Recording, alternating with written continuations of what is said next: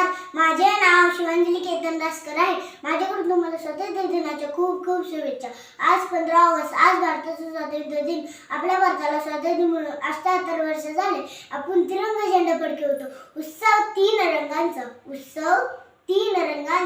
आभाळी आज असला, नतमस्तकी मी त्या सर्वांसाठी.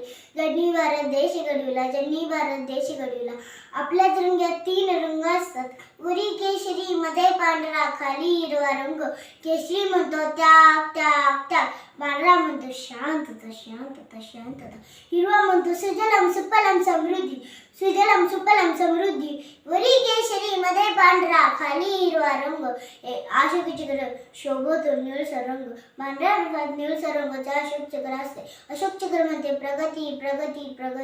जे देशासाठी लढले ते अमृतात्मय झाले. सोडिले सर्व घरदार.